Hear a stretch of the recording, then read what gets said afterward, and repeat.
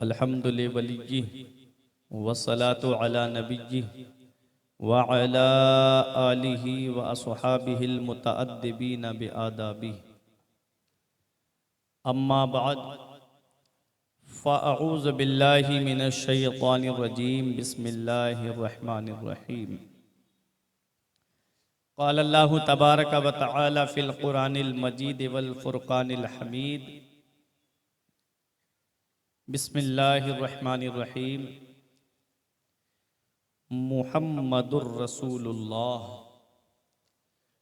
वल्लज़ीना मअहु अशिद्दाउ अलल कुफ़्फ़ार रुहमाउ बैनहुम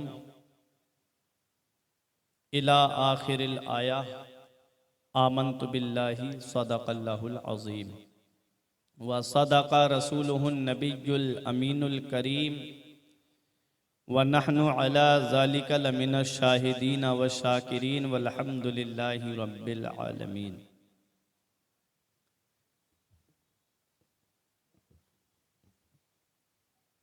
या खुदा बहरे जनाबे मुस्तफ़ा इमदाद कुन, या रसूल अल्लाह अज़ बहरे खुदा इमदाद कुन। या शहीद करबला या दाफ़िए करबो बला, गुल रुखा शहज़ादे गुलगू कबा इमदाद कुन।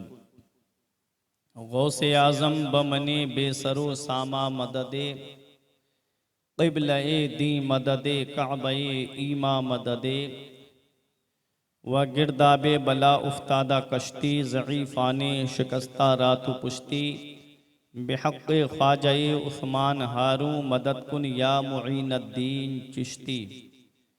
क़ादिरियम नारे या गौसे आज़म मी ज़नम, दमज़े शेख अहमद रज़ा खां क़ुत्ब आलम मी ज़नम। आइए हज़रात, हम और आप मिलकर सबसे पहले मुस्तफ़ा जाने रहमत,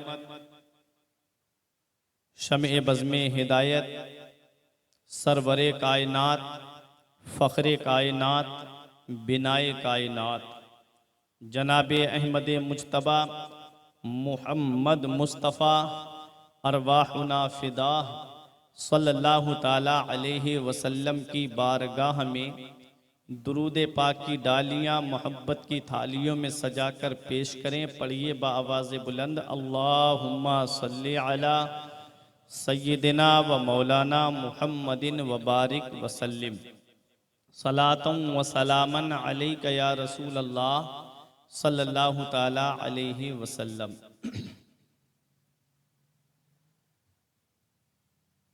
अभी आपने मुझसे कब्ल मस्जिद के खतीब व इमाम हज़रत हाफिज़ व क़ारी अब्दुल मजीद साहिब क़िबला से हज़रत उस्मान गनी रज़ी अल्लाह ताला अन्हु की अज़मत व शान को मुख्तसर से वक्त में समाअत किया। मेरी दाहिनी जानिब जमात अहले सुन्नत की मुमताज़ और मुनफरिद शख्सियत हज़रत अल्लामा मौलाना आदम बापू साहब तशरीफ़ फरमा हैं, जो इस प्रोग्राम की सदारत फरमा रहे हैं। मेरे लिए ये बड़ी खुश नसीबी की बात है कि मैं इन उलमाए किराम की मौजूदगी में खुलफ़ाए राशिदीन का ज़िक्र जमील करके अपने नामाए आमाल में नेकियों का इजाफ़ा कर रहा हूँ, और आप ज़िक्र पाक को सुन कर के अपने नामाए आमाल में नेकियों का इजाफ़ा कर रहे हैं। आज जो तकरीर का उन्वान है वो है सीरत उस्मान गनी रज़ी अल्लाह ताला अन्हो। उसी के तनाजुर में कुछ नसीहत की बातें आएंगी। मेरी यही दुआ है कि परवरदिगार पहले मुझे बाद में आपको अमल करने की तौफीक अता फरमाए। आज एक पैगाम आपको मैं दूंगा और उसके बाद एक अहद आपको मुझसे करना होगा।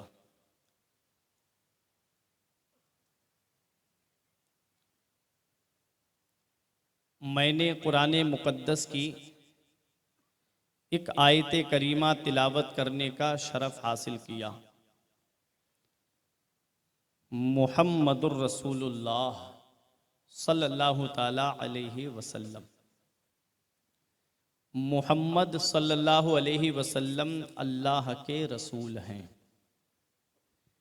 ये आयत करीमा कब नाजिल हुई? मदीने वाले मुस्तफ़ा सल्लल्लाहु ताला अलैहि वसल्लम से जब हुदैबिया के मौके पर जो सुलह हुदैबिया हुई थी, जब आका हुजूर सल्लल्लाहु अलैहि वसल्लम खाना काबा का तवाफ़ करने जा रहे थे तो आका को जाने नहीं दिया गया था और आप बग़ैर तवाफ़ किए वापस हो गए थे। तो शराइत तय हुए थे। हुदैबिया एक जगह का नाम है, वहाँ पर कुछ शराइत रखे गए थे और कुफ़ार ने मेरे आका हुजूर सल्लल्लाहु अलैहि वसल्लम से ये कहा था कि हम आपको अल्लाह का रसूल नहीं मानते। क्या कहा था कुफ़ार ने? हम आपको अल्लाह का रसूल नहीं मानते हैं। मदीने वाले मुस्तफ़ा सल्लल्लाहु अलैहि वसल्लम ने जब इतना सुना तो आका को तकलीफ़ हुई।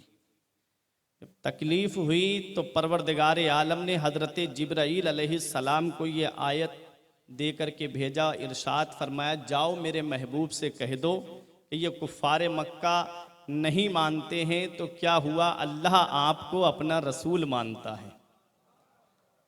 अल्लाह आपको अपना रसूल मानता है, आप अल्लाह के रसूल हैं। मुहम्मदुर रसूलुल्लाह, मोहम्मद सल्लल्लाहु अलैहि वसल्लम अल्लाह के रसूल हैं। वल्लज़ीना मआहू, और जो उनके साथ हैं, और जो उनके साथ हैं, जो खुलफाए राशिदीन हम बोलते हैं, जो चारों सहाबा का हम जिक्र करते हैं, जो तरतीब अल्हम्दुलिल्लाह आज हमारे इस प्रोग्राम में जो चल रही है कि हज़रत अबू बकर सिद्दीक़, हज़रत उमर फ़ारूक आज़म, हज़रत उस्मान गनी, हज़रत मौला अली, और यही अहले सुन्नत वल जमात का तरीक़ा है, क्योंकि उनके एक हाथ में सहाबा का दामन है और दूसरे हाथ में अहले बैत का दामन है। हज़रात, तो अब कुरान करीम की आयत करीमा का मतलब समझो। अल्लाह इरशाद फरमाता है मोहम्मद अल्लाह के रसूल हैं। वल्लज़ीना मआहू, और जो उनके साथ हैं, उनके साथ से मुराद क्या है? हज़रत अबू बकर सिद्दीक़ हैं। अशिद्दाउ अलल कुफ़ार, काफिरों पे सख्त हैं, इससे मुराद हज़रत उमर फ़ारूक आज़म हैं। रुहमाउ बैनहुम, आपस में नरम दिल हैं, इससे मुराद हज़रत उस्मान गनी हैं। तराहुम रुक्काअन सुज्जादा, तू देखेगा उनको रुकू करते हुए, सजदा करते हुए, इससे मुराद हज़रत मौला अली शेर खुदा हैं। तो ये आयत करीमा चारों खुलफा का जिक्र करती हुई नजर आती है। इस आयत करीमा में परवरदिगार आलम ने अपने महबूब के महबूबों का जिक्र फरमाया है। हज़रत अबू बकर सिद्दीक़ के लिए मा का लफ्ज़ आया है। मा के माना आते हैं साथ, और साथ कैसे साथ हैं? मैंने कल आपके सामने जो बयान किया था कि हज़रत अबू बकर सिद्दीक़ मेरे आका हुजूर सल्लल्लाहु ताला अलैहि वसल्लम के हर वक्त साथ में रहे हैं। जब से आपने कलमा पढ़ा तब से लेकर के आप पूरी ज़िंदगी देख लीजिए, हज़रात मदीने वाले मुस्तफ़ा के इस दुनिया ज़ाहिरी से पर्दा फरमाने तक की आप ज़िंदगी मुबारका को देख लीजिए। कहीं अबू बकर सिद्दीक़ को आप अलग नहीं पाएंगे, कहीं आप उनको नबी से जुदा नहीं पाएंगे। आप देखें, सफ़र में हैं तो नबी के साथ हैं, हज़र में हैं तो नबी के साथ हैं, घर में हैं तो नबी के साथ हैं, नबी करीम बाहर तशरीफ़ ले जाते हैं तो नबी के साथ हैं, हिजरत का मामला है तो नबी के साथ हैं, गारे सौर का मामला है तो नबी के साथ हैं, मदीना मुनव्वरा पहुँचे हैं तो नबी के साथ हैं, जंगे बदर में देखो तो नबी के साथ, जंगे उहुद में देखो तो नबी के साथ, और नबी के खेमे के बाहर खड़े हुए हैं हज़रत अबू बकर सिद्दीक़। और ऐसा रिफ़ाक़त का शरफ़ मिला, इतना कुर्ब होने के बावजूद ऐसा मकाम मिला अबू बकर सिद्दीक़ को कि जब तक दुनिया में हयात रहे तब भी नबी के साथ में है, और जब दुनिया से पर्दा कर गए मज़ार में भी मेरे नबी के साथ में। आज भी नबी के साथ में हैं। और ये मकाम मिला है इस रिफाकत का, ये मकाम मिला है साथ रहने का कि क़यामत के दिन जब मेरे आका अपनी कब्र अनवर से उठेंगे, जब मेरे आका अपने मज़ार मुबारक से उठेंगे, तो एक हाथ में हजरत अबू बकर का हाथ होगा और दूसरे हाथ में हजरत उमर फारूक आज़म का हाथ होगा। हजरात, यहीं से हमें पैगाम मिल गया, वो पैगाम जो मेरे इमाम ने दिया है। फरमाते हैं कि महबूब रब्बे अर्श हैं उस सब्ज कुब्बे में, महबूब रब्बे अर्श हैं उस सब्ज कुब्बे में, पहलू में जलवागाह अतीको उमर की है। और फरमाते हैं ये दोनों हैं सरदार मुस्तम, सरदार दो जहां। फरमाते हैं ये दोनों हैं सरदार दो जहां, ऐ मुर्तजा अतीको उमर को खबर न हो। पता चला कि आज मज़ार में मेरे नबी के साथ हैं, क़यामत में मेरे आका के साथ में उठेंगे, और जब जन्नत का दरवाज़ा मेरे नबी खोलेंगे तो हजरत अबू बकर सिद्दीक वहाँ भी मेरे नबी के साथ में जाएंगे। ये साथ रहने का, वल्लज़ीना मआहू, उनके साथ वाले काफिरों पे सख्त हैं। अब अशिद्दाउ अलल कुफ़ार, मैं कल के बयान का रब्त आज मिलाना चाहता हूं ताकि आपके जहन में बात बैठ जाए और कोई भी जुमला आपके जहन से मिस ना होने पाए। उनके साथ वाले काफिरों पे सख्त हैं, और कैसे सख्त हैं? हजरत उमर फारूक आज़म का नाम सुनकर के कैसरो किसरा के बादशाह कांप जाते थे अपने तख्त पे बैठ करके। सिर्फ नाम सुन लेते उमर फारूक आज़म का, कांपने लगते थे। हजरत उमर फारूक आज़म की ऐसी हैबत थी, ऐसा डर उनके दिल में बैठा हुआ था। हजरात, ये ईमान का रोब था, ये ईमान का दबदबा था। उमर फारूक आज़म रज़ी अल्लाह ताला अन्हु की शान, एक बार जिब्राईल अलैहिस्सलाम जब नबी की बारगाह में हाजिर हुए, इसको आला हजरत ने मतलउल कमरैन के अंदर लिखा है कि नबी ने इरशाद फरमाया, जिब्राईल मेरे उमर की फजीलत बयान करो, मेरे उमर का मर्तबा बयान करो, मेरे उमर की शान बयान करो। तो जिब्राईल अलैहिस्सलाम ने एक जुमला कहा था कि या रसूल अल्लाह, अगर मैं उतने दिनों तक हजरत उमर के फ़ज़ाइल बयान करूं जितने दिन हजरत नूह अलैहिस्सलाम ने अपनी कौम के दरमियान तबलीग की है, तब भी मैं उमर फारूक आज़म की फजीलत बयान नहीं कर सकता। कितने साल की तबलीग नूह अलैहिस्सलाम ने? कुरान पढ़ें तो आपको पता चलेगा, 950 साल तक, 950 साल तक हजरत नूह अलैहिस्सलाम ने अपनी कौम के दरमियान तबलीग की। फिर भी चंद लोग ईमान लाए, बाकी लोग ईमान नहीं लाए। जिब्राईल अलैहिस्सलाम कहते हैं, या रसूल अल्लाह, मैं इतने दिनों तक हजरत उमर के फ़ज़ाइल बयान करूं, उनके मनाक़िब बयान करूं, उनकी तारीफ़ करूं, उनकी तौसीफ़ करूं, उनकी अज़मत को बयान करूं, तो ये मुद्दत भी कम है, लेकिन उमर की फजीलत पूरी नहीं हो पाएगी। और फिर आगे फरमाते हैं, और उमर अबू बकर की नेकियों में से एक नेकी का नाम है। आप जुमले पे गौर करें, हदीस पाक की क्या फरमाया जिब्राईल अलैहिस्सलाम ने कि उमर अबू बकर की नेकियों में से एक नेकी का नाम है। तो अब आप सोचें, जिसकी नेकियां सितारों के बराबर हों, जिनकी फजीलत 950 साल तक बुलबुले सिदरा, तायरे सिदरा, रूहुल अमीन जिब्रील अलैहिस्सलाम कहें कि मैं 950 साल तक फजीलत बयान करूं, तब भी उनकी फजीलत बयान नहीं कर सकता। तो आप सोचें, उनकी इतनी बड़ी अजमत है, तो फिर हजरत अबू बकर सिद्दीक का मकाम क्या होगा, फिर उनकी अजमत क्या होगी। फरमाया कि वो अबू बकर की नेकियों में से एक नेकी का नाम उमर है। अल्लाह अकबर। इसीलिए नबी ने फरमाया था हदीस पाक, मौला अली शेर खुदा को बुला करके, ए अली, ये दोनों यानी हजरत अबू बकर, हजरत उमर, दोनों जहान के सरदार हैं, दोनों जहान के सरदार हैं। हजरत अली को ही क्यों बुलाया? एक जहन में सवाल आता है कि नबी ने हजरत अली ही को क्यों बुलाया? सहाबा तो और भी थे, हजरत अबू उबैदा इब्न जर्राह थे, साद इब्न अबी वक्कास थे, हजरत सलमान फारसी थे, हजरत सुहैब रूमी थे, बड़े बड़े सहाबा थे।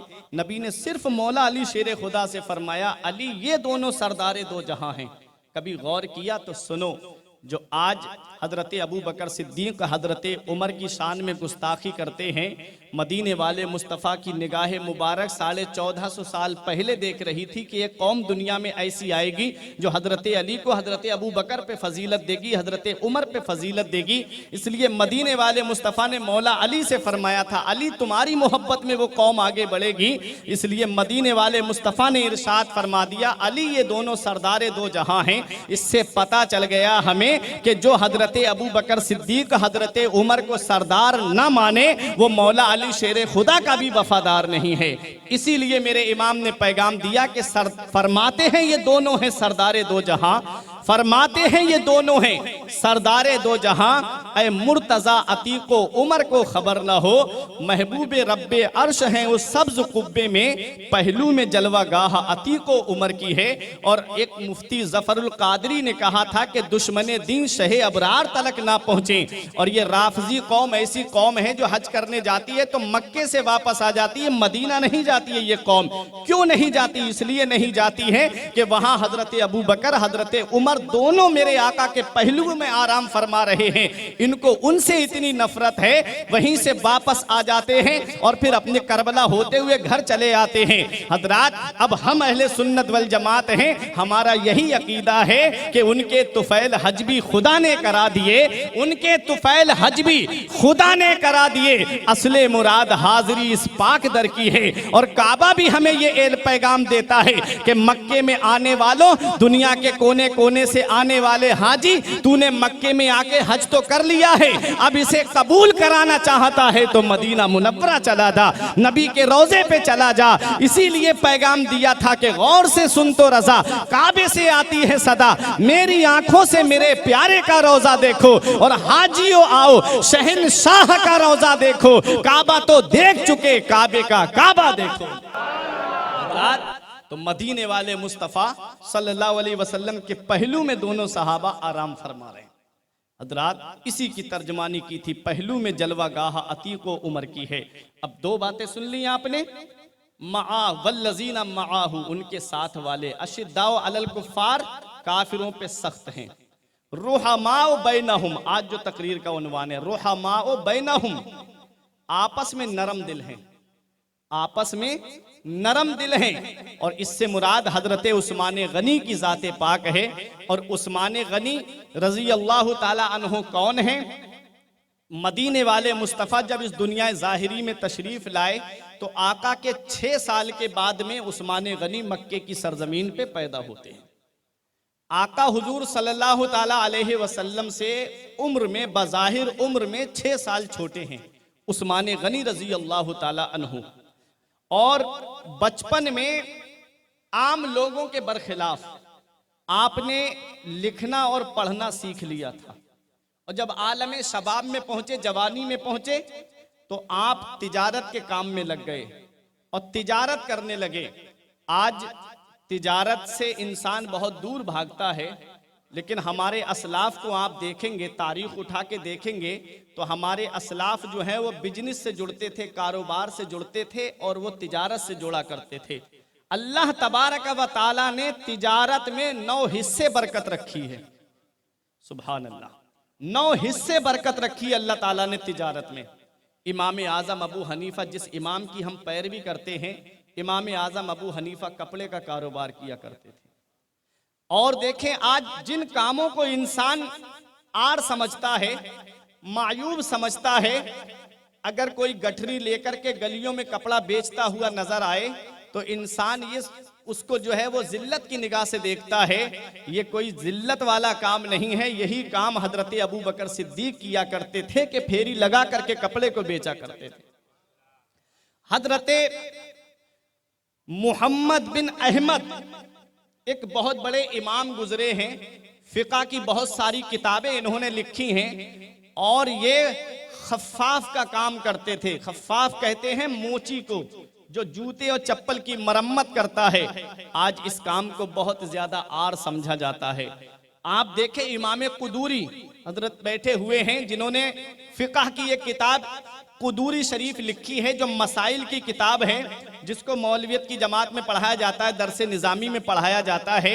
ये कुदूरी के माना क्या है? ये हांडी बनाने के माना में आता है। ये हांडी बना करके बेचा करते थे। एक इमाम गुजरे हैं जिनको हद्दाद कहा जाता था।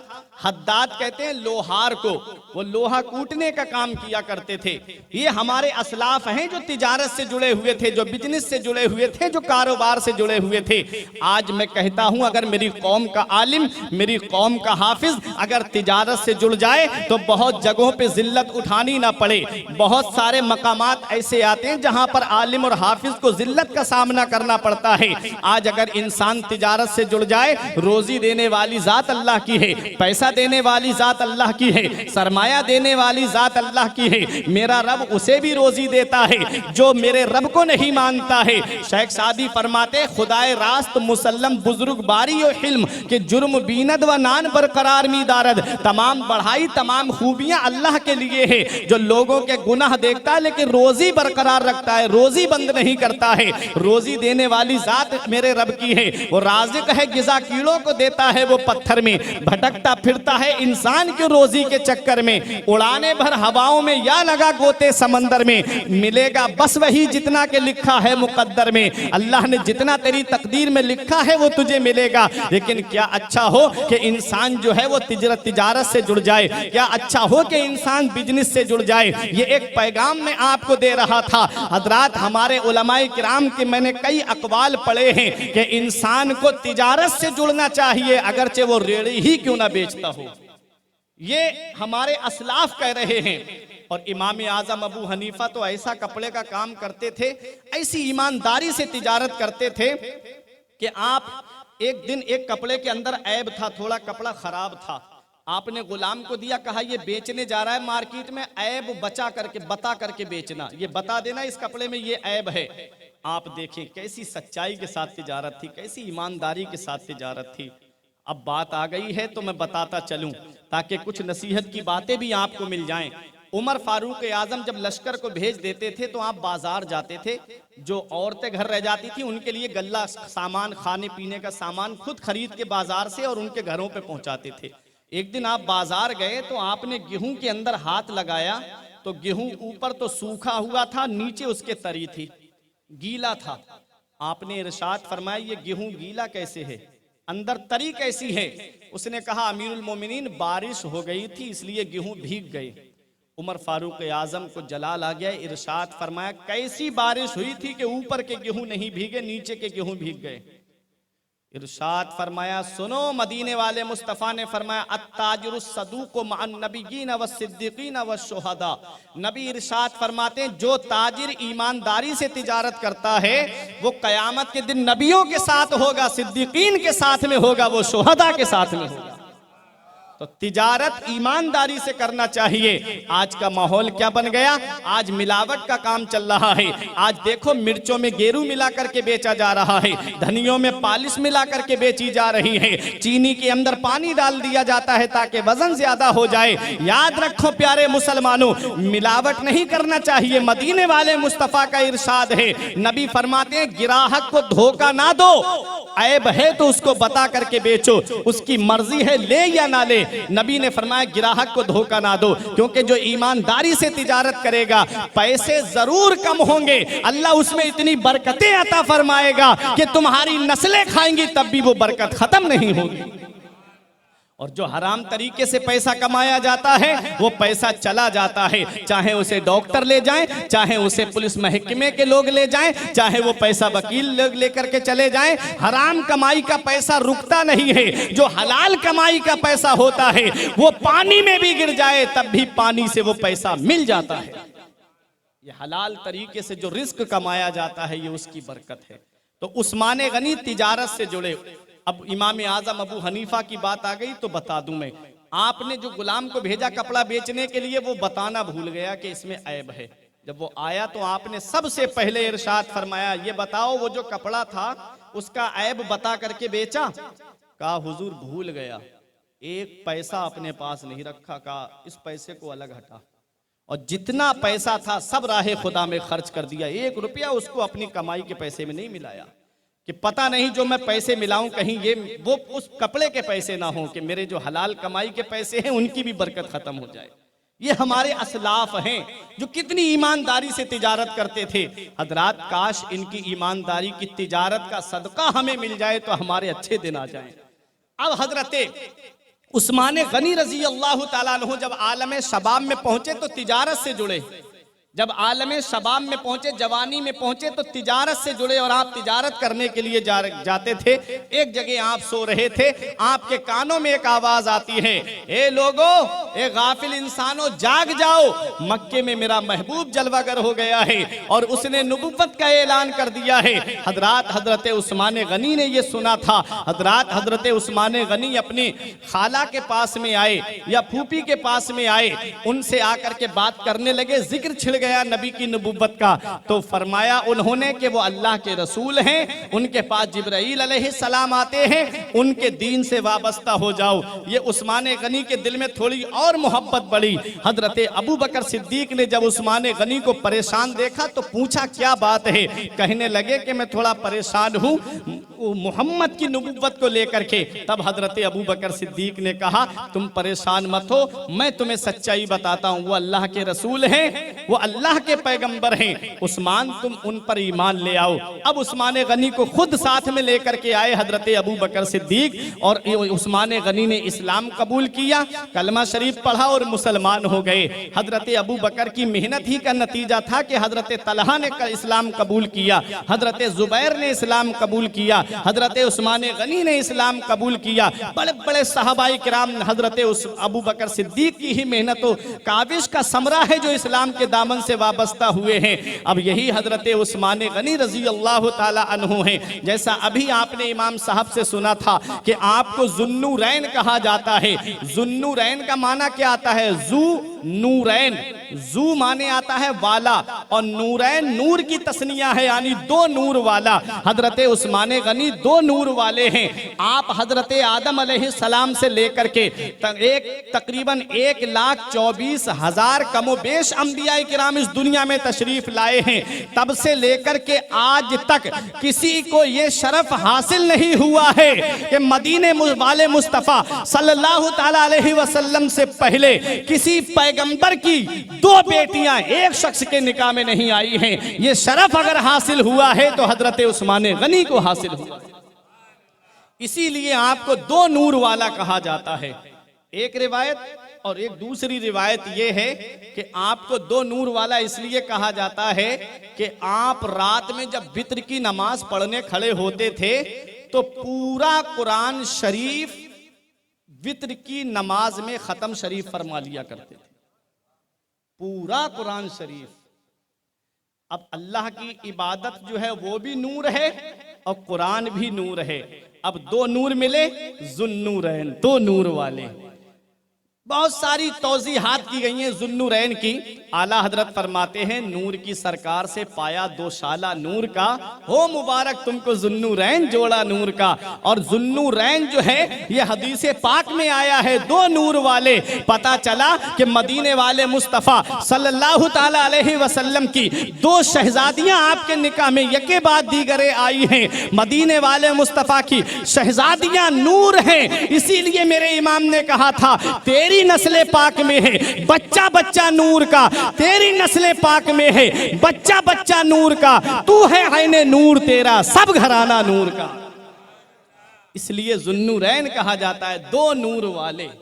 और एक और बहुत अहम पैगाम है हजरत उस्मान गनी की जाते पाक से। आप शर्मो हया के बहुत बड़े पैकर थे, शर्मो हया के बहुत बड़े पैकर, इतने ज्यादा शर्मीले थे हजरत उस्मान गनी कि एक बार मेरे आका हजरत आयशा के हुजरे में आराम फरमा रहे थे। आपकी पिंडली मुबारक से तहबन शरीफ थोड़ा हट गया था। हजरत अबू बकर सिद्दीक आए, इजाजत मांगी, नबी ने इजाजत दे दी। आका वैसे ही आराम फरमाते रहे। उमर फारूक आजम आए, आका वैसे ही आराम फरमाते रहे। हजरत उस्मान गनी आए, पूछा कौन? कहा उस्मान। फौरन आका उठे और अपना तहबन शरीफ संभालने लगे। हजरत आयशा सिद्दीक़ा देख रही थी। जब चले गए सहाबा तो अर्ज किया या रसूल अल्लाह, मेरे वालिद आए, आप ऐसे ही आराम फरमाते रहे। उमर फारूक आज़म आए, आप ऐसे ही आराम फरमाते रहे, और जैसे ही उस्मान गनी आए तो आप अपना इज़ार शरीफ संभालने लगे तो नबी ने इरशाद फरमाया, आयशा मैं उससे शर्म ना करूं जिससे आसमान के फरिश्ते शर्म करते हैं। अल्लाह अकबर, क्या शान थी। और उस्मान गनी की शान देखें, अगर गुस्ल खाना है, बंद है, खुला नहीं है, तो आदमी बरहिना होकर के भी नहा सकता है। लेकिन उस्मान गनी की शान देखें कि उस्मान गनी रजी अल्लाह ताला अन्हु कपड़े पहन करके नहाया करते थे, और जब गुस्ल करते तो पूरे जिस्म को समेट लेते थे, और कभी गुस्ल करते हुए सीधे खड़े नहीं हुए, अपने जिस्म को समेट लिया। कैसे शर्मो हया के पैकर थे। अल्लाह अकबर, इनकी शान तो देखो। आज हमारे यहाँ का माहौल देखेंगे तो हया हमारे अंदर नहीं पाई जाती है। हम घर वालों के सामने भी बेहयाई का मुजाहिरा करते हैं। हदीस पाक में है, अल हयाउ शुअबतुम मिनल ईमान, हया ईमान का एक हिस्सा है। हया ईमान का एक हिस्सा है। आज हर तरफ बेहयाई, मोबाइल की स्क्रीन पे बेहयाई, घर में बैठ करके बातों में बेहयाई, गलियों में निकलेंगे तो बदनिगाही करते हुए नजर आएंगे, किसी के घर में दाखिल होंगे तो आंखें इधर उधर चलाते हुए नजर आएंगे। ये बदनिगाही हमारे अंदर पाई जाती है। याद रखो, ये हया ईमान का एक शोबा है। जो इंसान हयादार होता है उसे आदमी अपने घर में बिठाना पसंद करता है। जो आदमी हयादार होता है आदमी उसे अपने पास में बिठाना पसंद करता है। और जो इंसान बेहया होता है, जो इंसान बदनिगाही करता है, उसे इंसान अपने घर में बिठाना भी पसंद नहीं करता है। हजरत उस्मान गनी की हया का आलम न पूछिए। हजरत उस्मान गनी शर्मो हया के ऐसे पैकर थे कि आपके लिए मदीने वाले मुस्तफ़ा फरमाते हैं कि मेरे उस्मान से आसमान के फरिश्ते भी हया करते हैं। अल्लाह अकबर, ये उस्मान गनी रजी अल्लाह ताला अन्हु हैं। परवरदिगार हमको उस्मान गनी की हया का सदका अता फरमाए ताकि हमारी भी नजरें नीची हो जाएं। अल्लाह का कुरान कहता है कि ऐ ईमान वालों, जब चलो तो नजरें नीचे करके चला करो। हजरात, ये कुरान हमें पैगाम दे रहा है कि ऐ महबूब, अपने उम्मतियों से कह दो, मोमिनीन से कह दो कि अपनी निगाहें नीची करके चला करो। निगाहें झुका करके चलना चाहिए, इधर उधर देख करके नहीं चलना चाहिए। हजरात, और यही पैगाम औरतों को दिया गया। नबी रब तबारक व तआला ने अपने महबूब से फरमाया, आप मोमिना औरतों से कह दीजिए कि वो अपनी नजरें नीची करके चला करें। ये शर्मो हया का हुक्म कुरान से हमें मिल रहा है। ये नजरें नीची करने का हुक्म हमें कुरान से मिल रहा है। और हजरत उस्मान गनी वो हैं जिन्होंने मदीने वाले मुस्तफ़ा के फरमाने आली शान पे अमल करके दुनिया वालों को ये दिखा दिया है कि नबी की हर सुन्नत को अपनाते हुए उस्मान गनी नजर आते हैं। एक दिन आपने वुजू किया और वुजू का पानी पिया और अचानक से मुस्कुराने लगे। सहाबा ने अर्ज किया, आप मुस्कुरा क्यों रहे हैं? कहा, मैंने ऐसा नबी को करते हुए देखा है कि आका ने वुजू किया, पानी पिया और आका मुस्कुराने लगे। मैं नबी की सुन्नत को अदा कर रहा हूँ। पता चला बरकत नबी की सुन्नत में है और इंसान की नेकियां नबी की सुन्नत से बढ़ती हैं। आज हम सुन्नतों से दूर भाग रहे हैं। आज हम हर मामले में आर महसूस करते हैं, हम और मामलात में तो शर्म महसूस करते हैं, लेकिन जहाँ नेकियों का मामला आता है वहाँ हमें शर्म महसूस होती है। वहाँ तो हम हया दिखाते हैं, और जहाँ हया दिखाना चाहिए वहाँ हम हया नहीं दिखाते हैं। उस्मान गनी की शान ये है, जैसा हया का आलम दुनिया वालों के सामने है वैसा ही तन्हाई के आलम में भी है। अगर गुस्ल शरीफ भी फरमाते हैं तो बिल्कुल खड़े नहीं होते, अपने जिस्म को समेट लेते हैं ताकि सतरे औरत पर नजर न पड़ने पाए। अल्लाह अकबर, ये हया का आलम है। हजरत उस्मान गनी की अजमतो शान तो देखो। हजरात, मदीने वाले मुस्तफ़ा की सुन्नतों को अपनाते हैं। आज हम दाढ़ी रखने में आर महसूस करते हैं, आज हम कुर्ता पैजामा पहनने में शर्मो हया महसूस करते हैं। जहां महसूस करना चाहिए हम वहां तो शर्मो हया महसूस नहीं करते, और जहां नहीं करना चाहिए वहां पर हमें शर्म और आर महसूस होती है। हजरात गिरामी, आओ मैं आपको उस्मान गनी की सीरत बताता चल रहा हूं। उस्मान गनी का मकाम व मर्तबा देखें, पूरी पूरी रात कुरान की तिलावत किया करते थे। हजरत उस्मान गनी एक और नबी की अदाओं को अपनाने वाले हैं। आओ जरा देखो कैसे नबी के फरमान पे अमल करने वाले हैं। एक गज़बे तबूक के मौके पे हजरते उस्मान गनी रजी अल्लाह ताला अन्हु ने वो कुर्बानी पेश की है, तारीख़ इस्लाम में उसकी मिसाल नहीं मिलती। हजरते उमर फारूक आजम ने, जो मैंने कल बयान किया था, आधा माल ला के नबी की बारगाह में दिया। अबू बकर सिद्दीक ने टोटल माल ला करके नबी की बारगाह में दिया। अगर दो झाड़ू थी उमर फारूक आजम के घर में, एक घर वालों के लिए छोड़ के आ गए और एक लेकर के आ गए। हजरत अबू बकर सिद्दीक ने अपना लिबास भी उतार दिया, वो भी ला करके रख दिया और टाट का लिबास पहन के आए थे। और जिब्राइल जब नबी की बारगाह में हाजिर हुए तो वो भी टाट का लिबास पहने हुए थे। नबी ने फरमाया, जिब्राइल आज ये लिबास कैसा? तो कहा, या रसूल अल्लाह, अल्लाह तबारक व तआला को उमर हजरत अबू बकर की ये अदा इतनी पसंद आई है, ये लिबास इतना पसंद आया है कि मलाए आला के फरिश्तों को ये हुक्म दे दिया है कि आज अबू बकर सिद्दीक के तरीके को अपना लो। जैसा लिबास उन्होंने पहना है वैसा लिबास तुम भी पहन लो। अल्लाह अकबर, क्या शान है। उस मौके पे नबी ने इरशाद फरमाया, कोई और है? तब हजरत उस्मान गनी खड़े हुए, कहा, या रसूल अल्लाह, 100 सुर्ख ऊंट मेरी तरफ से। सुर्ख ऊंट की कीमत आप जानते हैं, आज के दौर की मर्सिडीज फेल है उसके सामने, BMW फेल है उसके सामने। इतने सुर्ख ऊंट की कीमत बहुत ज्यादा होती है उस दौर के हिसाब से। क्या कहा? 100 ऊंट मेरी तरफ से। आका ने फिर इरशाद फरमाया, कोई और है? कोई और है? फिर उस्मान गनी खड़े हो गए, या रसूल अल्लाह, 100 और मेरी तरफ से। अरे मोहब्बत से बोलो सुभान अल्लाह। मदीने वाले मुस्तफा ने इरशाद फरमाया, कोई और? फिर उस्मान गनी खड़े हो गए, या रसूल अल्लाह, 100 और मेरी तरफ से। 300 सुर्ख ऊंट मदीने वाले मुस्तफा की बारगाह में पेश किए। नबी ने इरशाद फरमाया, कुछ और हो जाते तो सफर आसान हो जाता। हजरत उस्मान गनी ने अर्ज किया, या रसूल अल्लाह, 500 ऊंट मेरी तरफ से। उस वक्त मदीने वाले मुस्तफा ने दुआ फरमाई थी, ए मेरे परवरदिगार, मैं उस्मान से राजी हूं, तू भी उससे राजी हो जा। मैं उस्मान से राजी हूं, तू भी उससे राजी हो जा। मैं उस्मान से राजी हूं, तू भी उससे राजी हो जा। नबी किससे राजी हैं? उस्मान गनी से राजी हैं। अब नबी की रजा तो देखो हजरात, मेरे नबी की रजा क्या है? आज सारी दुनिया खुदा की रजा चाहती है। हजरात, अंबिया हो वो रब की रजा चाहते हैं, मुरसलीन हो वो रब की रजा चाहते हैं, सिद्दीकीन हो वो रब की रजा चाहते हैं, शुहदा हो वो रब की रजा चाहते हैं, सालेहीन हो वो रब की रजा चाहते हैं, मुत्तकीन रब की रजा चाहते हैं, और आबिदीन रब की रजा चाहते हैं, सालेहीन रब की रजा चाहते हैं, जाहिदीन रब की रजा चाहते हैं, मुसल्लीन रब की रजा चाहते हैं। और परवरदिगार फरमाता है, महबूब सारी कायनात मेरी रजा चाहती है और मैं तेरी रजा चाहता हूं। इसी को मेरा इमाम पुकार के कहता है, खुदा की रजा चाहते हैं दो आलम, खुदा की रजा चाहते हैं दो आलम, खुदा चाहता है रजाए मोहम्मद। और नबी किससे राजी हैं? उस्मान गनी से राजी हैं। और जब नबी उस्मान गनी से राजी हैं तो खुदा भी उस्मान गनी से राजी है। हजरात, तो ये उस्मान गनी हैं।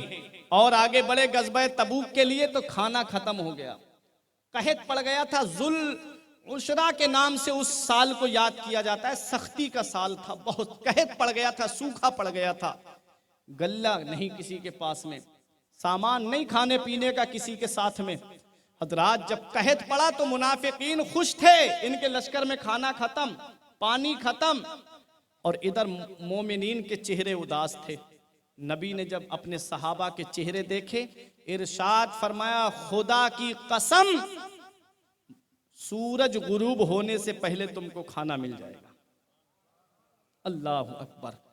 हजरत उस्मान गनी को जब ये पता चला तो 7 ऊंट सामान से लदे हुए, खाने से लदे हुए मदीने वाले मुस्तफ़ा की बारगाह की तरफ भेज दिए। नबी ने देखा, मोमिनीन ने देखा तो चेहरे पे खुशी आई। नबी ने इरशाद फरमाया, किसने भेजे हैं? कहा, या रसूल अल्लाह, ये उस्मान गनी ने भेजे। तारीख में लिखा है, रिवायतों में लिखा है, आप हदीस की किताबें जब पढ़ेंगे, मदीने वाले मुस्तफ़ा ने अपने दस्ते मुबारक को दुआ के लिए इतना ऊपर उठाया कि आपकी बगल मुबारक की सफेदी जाहिर हो गई। सर से ऊपर अपने हाथों को उठा करके ले गए और पूरी रात नबी ने ये दुआ की, ये अल्लाह मैं उस्मान से राजी हूं, तू भी उससे राजी हो जा।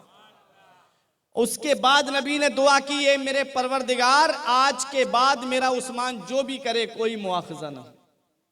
अल्लाह अकबर। और उस्मान गनी को यह मुज्दा सुनाया गया कि आज के बाद उस्मान जो भी करे, मा फ़अला उस्मानो, आज के बाद उस्मान जो भी करे इसके बाद उससे कोई मुआखजा नहीं होगा। अल्लाह अकबर। ये उस्मान गनी हैं। आप देखें इनकी शान को, आप देखेंगे पूरी जिंदगी कैसे गुजरी। आपकी जिंदगी जो है वो अपने रब की इबादत करते हुए गुजरी। दिन में हुकूमत के काम 12 साल तक आपने खिलाफत के फराइज को अंजाम दिया। 12 साल तक। उमर फारूक आजम को देख के नबी ने इरशाद फरमाया था, सहाबा बैठे थे कि जिस इस्लाम का एक दरवाजा है, इस्लाम का एक दरवाजा है, जिस दिन वो दरवाजा गिर गया, जिस दिन वो चौखट गिर गई, फितने जन्म लेंगे। सहाबा चले गए। एक सहाबी ने आपस में बराबर में बैठे हुए सहाबी से पूछा कि आका का ये फरमान किसके लिए था कि वो दरवाजा गिर जाएगा तो फितने जन्म लेंगे? तो कहा यह हजरत उमर फारूक आजम के लिए। और तारीख उठा के देख लो, जिस दिन हजरत उमर फारूक आजम की शहादत हुई, उस्मान गनी खलीफा बने और उस्मान गनी की शहादत से फितने दुनिया में आए। जितने फितने आए हैं ये उस्मान गनी की शहादत के बाद आए हैं। उमर फारूक आजम की शहादत के बाद उस्मान गनी ने 12 साल तक खिलाफत के फराइज को अंजाम दिया। और जब आप भी शहीद हो गए, फिर उसके बाद खारजी फितना निकला था। सबसे पहले कौन सा खारजी फितना निकला था? उस्मान गनी ही की शहादत के बाद में ये राफजी फितना पैदा हुआ था। जो पहला फितना ऐसा है, पहला फिरका ऐसा है राफजी, जो शुरू से है, बिल्कुल शुरू से है। ये खारजी और राफजी फिरका, ये वहाबियत देवबंदियत, ये अभी 100 साल 150 साल पहले दुनिया में आई है।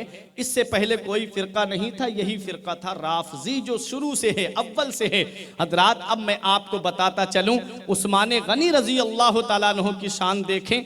आप पूरी रात अपने रब की इबादत करते थे, पूरी रात अपने रब की इबादत करके गुजारते थे और कुरान की तिलावत करते रहते थे। आपके ऊपर पानी बंद किया गया है। करबला में तो पानी बाद में बंद हुआ है। 40 दिन तक हजरत उस्मान गनी के ऊपर पानी बंद कर दिया गया। 40 दिन आपके घर का घेराव कर लिया खारजियों ने, बलवाइयों ने चारों तरफ से आपके घर का घेराव किया। उस्मान गनी अंदर थे और आपकी बीबी नाइला अंदर थी। उस्मान गनी की बीबी का ये कहना है कि ऐसी परेशानी के आलम में भी उस्मान गनी पूरी रात नमाज पढ़ते थे और पूरी रात कुरान की तिलावत किया करते थे। आज 100 नंबर गाड़ी अगर हमारे दरवाजे पे सिर्फ हारन बजा दे तो पूरी रात नींद नहीं आती डर की वजह से। वहां तमाम बलवाइयों ने पूरे घर को घेर लिया, चारों पता नहीं कब शहीद कर दिया जाए उस्मान गनी को। ऐसे आलम में भी दुनिया वालों से बेखौफ हो करके अपने रब की इबादत करते नजर आ रहे हैं। अपने रब की रब तबारक व तआला का नाजिल किया हुआ कुरान, उसकी तिलावत करते हुए नजर आ रहे हैं।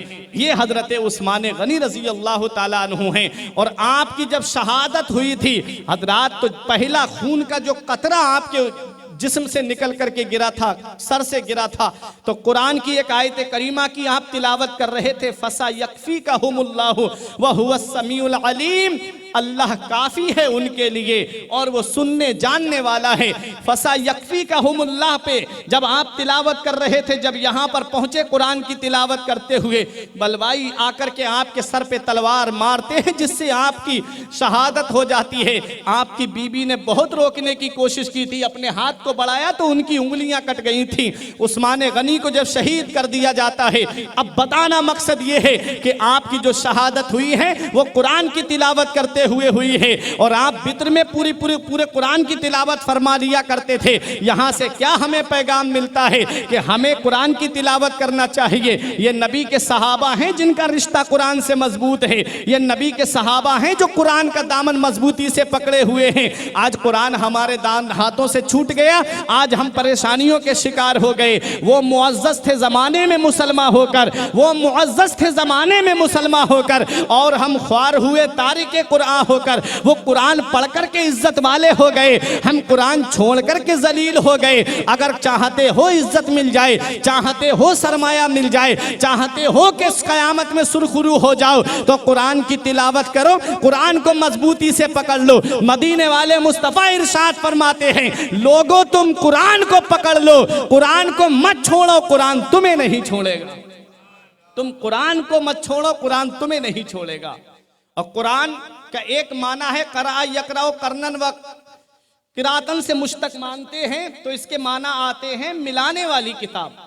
और कुरान वो अल्लाह की किताब है कि इसका एक सिरा तिलावत करने वाले के हाथ में है और दूसरा सिरा अल्लाह के दस्ते कुदरत में है। जब बंदा कुरान की तिलावत करता है तो मौला अली शेर खुदा फरमाते हैं, जब मेरा दिल चाहता है कि मैं अपने रब से बातें करूं तो मैं नमाज पढ़ने लगता हूं, और जब मेरा दिल चाहता है मेरा रब मुझसे बातें करे तो मैं कुरान पढ़ने लगता हूं।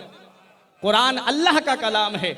आज हम कितनी कुरान की तिलावत करते हैं, आज हम कितना कुरान को पढ़ते हैं। इसलिए ऐ मेरे अजीजों, वो वक्त दूर नहीं है जो इल्मी साहब ने कहा था कि पढ़ के तू कुरान को अब जमा कर ले कुछ सवाब, कब्र पर फिर कौन आए फातिहा के वास्ते। ये उस्मान गनी हैं जो पूरी रात कुरान की तिलावत करते हैं। हमें इतनी तौफीक नहीं होती कि हम ईशा की नमाज पढ़ कर के सूरह मुल्क की तिलावत कर लें। मदीने वाले मुस्तफ़ा ने इरशाद फरमाया है, जो सूरह मुल्क पढ़ के सो जाएगा उस रात में इंतकाल भी हो गया तो अल्लाह उसे शहादत का सवाब अता फरमाए। आज कुरान से हमारा रिश्ता टूट गया, आज हमने कुरान की तिलावत को छोड़ दिया। हम कुरान की तिलावत रस्मी तौर पे करते हैं, हम भूल गए कि कुरान के अंदर हर चीज़ का बयान मौजूद है। हम भूल गए कि कुरान के अंदर हर चीज़ का जिक्र मौजूद है। अव्वलीन से लेकर के आखिरीन तक का जिक्र कुरान के अंदर मौजूद है। अल्हम्दुलिल्लाह यहाँ पर दुनियावी तालीम याफ्ता भी लोग बैठे हुए हैं, और जो यूनिवर्सिटीज़ से ताल्लुक़ रखने वाले हैं वो लोग भी यहाँ पर बैठे हुए हैं, और बड़े बड़े कॉलेज में पढ़ने वाले यहाँ पर स्टूडेंट भी बैठे हुए हैं। आज मैं आपको एक पैगाम दे जाता हूं। आज तालीम के ऊपर मैं एक अहम पैगाम देना चाहता हूं, एक एजुकेशन के ऊपर एक पैगाम आप तक पहुंचाना चाहता हूं। हजरात गिरामी, आप तवज्जो मेरी तरफ दीजिए। शैतान को अल्लाह ने बड़ी ताकत दी है, वो कोई भी रूप लेकर के आपके सामने आ सकता है ताकि आप जिक्र से रुक जाएं, ताकि आप अल्लाह के महबूब बंदों का जिक्र ना सुने। आप तवज्जो मेरी तरफ मरकूज कीजिए। आप देखें कुरान के अंदर हर चीज का बयान, जो मैंने दावा किया है, हर चीज का बयान मौजूद है। मेरा रब फरमाता है, वला रत्बिन वला याबिसिन इल्ला फी किताबिम मुबीन। कोई खुश्कोतर चीज दुनिया में ऐसी नहीं है जिसका जिक्र कुरान के अंदर मौजूद ना हो। हीरे कुरान के अंदर मौजूद हैं, मोती कुरान के अंदर मौजूद हैं, सदफ कुरान के अंदर मौजूद हैं, गौहर कुरान के अंदर मौजूद हैं। और जिस मरीज को दुनिया के डॉक्टरों ने लाइलाज कर दिया हो, उसकी शिफा भी कुरान के अंदर मौजूद है। हजरात, हर चीज का बयान कुरान में है। अब आप कहोगे मौलाना दावा तो बहुत कर रहे हो। आज हम देखते हैं कि दुनियावी तहजीब और तमद्दुन में ढले हुए लोग कहते हैं कि कुरान पढ़ने से क्या होगा, ये आलिम बनने से क्या होगा, ये हाफिज बनने से क्या होगा। बेटा डॉक्टर बनेगा तो पैसे कमा के लाएगा, बेटा इंजीनियर बनेगा तो पैसे कमा के लाएगा, बेटा प्रोफेसर बन गया तो पैसे कमा के लाएगा। मैंने कहा हाँ हाँ बेटा, अगर डॉक्टर बन गया तो पैसे जरूर आएंगे, बेटा इंजीनियर बन गया तो पैसे जरूर आएंगे, बेटा प्रोफेसर बन गया तो पैसे जरूर आएंगे, लेकिन तुम्हें वो ताज नहीं दिला सकते जिसके बारे में नबी फरमाते हैं, मन कराल कुरान व अमिला बिमा फीहि यलबसु वालिदाहु ताजन यौमल क़ियामति दौहु अहसनो का दौइ शम्स। मेरे नबी फरमाते हैं, जो कुरान पढ़ता है और उस पर अमल करता है, अल्लाह क़यामत के दिन उसके माँ बाप को ऐसा ताज अता फरमाएगा जिसकी रोशनी आसमान के चांदो सूरज से भी ज्यादा होगी। इसलिए ऐ मेरे अजीजों, मैं एक यही पैगाम दे के जाना चाहता हूँ। मैं ये नहीं कहता बच्चे डॉक्टर ना बनाओ, मैं मैं ये नहीं कहता बच्चे प्रोफेसर ना बनाओ, मैं ये नहीं कहता बच्चों को इंजीनियर ना बनाओ, मैं ये नहीं कहता कि बच्चों को मास्टर ना बनाओ। उन्हें दो तालीम, क्योंकि तालीम जरूरी है, लेकिन उससे पहले अपने बच्चों को कुरान की तालीम दो, उससे पहले अपने बच्चों को हदीस की तालीम दो, उससे पहले अपने बच्चों को शरीयत की तालीम दो। क्योंकि जब सीने में कुरान होगा, सीने में मदीने वाले मुस्तफ़ा की हदीस पाक होगी, तो वो वाला डॉक्टर नहीं बनेगा जो बिला वजह का ले जा करके हॉस्पिटल में मरीज के घर वालों को इतना डरा दिया जाता है कि इसकी जान को खतरा है, इतने लाख रुपए की जरूरत है। फिर वो वाला डॉक्टर नहीं बनेगा जिसके सीने में कुरान होगा, जिसके सीने में नबी की हदीस होगी। वो मदीने वाले मुस्तफ़ा के इस फरमाने आली शान पर अमल करेगा कि जो मोमिन की मदद करता है अल्लाह ताला उसकी मदद फरमाता है।